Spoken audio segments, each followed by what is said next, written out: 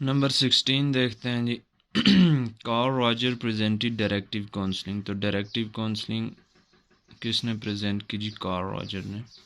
उसके बाद है जी 17 hierarchy of needs was presented by Maslow. तो ये हायरार्की ऑफ नीड्स भी एक थ्योरी है, तो ये किसने प्रेजेंटेड की थी? मैस्लो ने।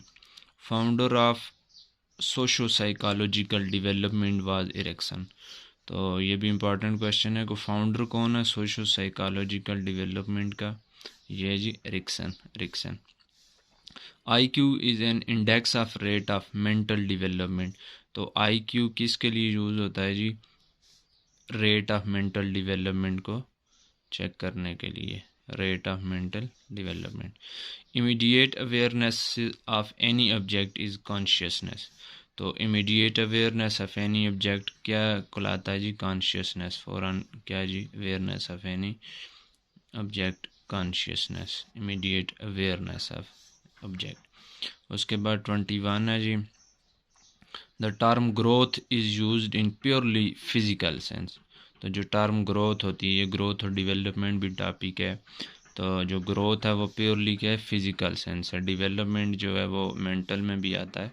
तो ग्रोथ जाहिर सी बात है ये फिजिकल, आपका जो बॉडी में चेंजेस आती हैं वो ग्रोथ में आती हैं, तो वो फिजिकल सेंस में होता है। उसके बाद जी 22 पे, assuming that others experience is egocentrism. तो जो अदर एक्सपीरियंसेस हैं वो किस में जी? ईगोसेंट्रिज्म में।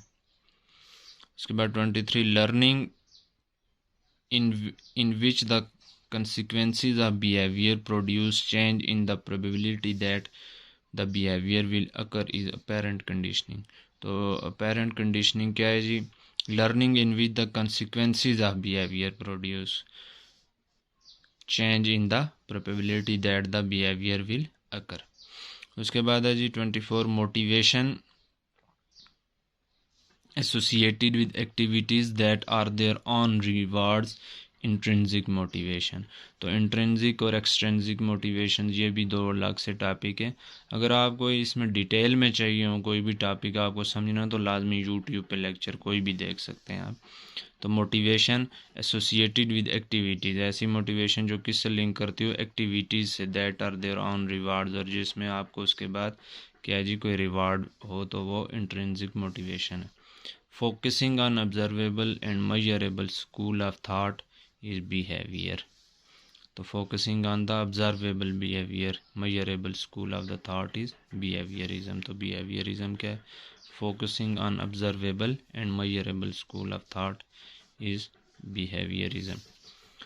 Gestalt psychology perceives a thing as a whole and not as a mere collection। तो Gestalt psychology perceives a thing that as a whole and not as a mere collection।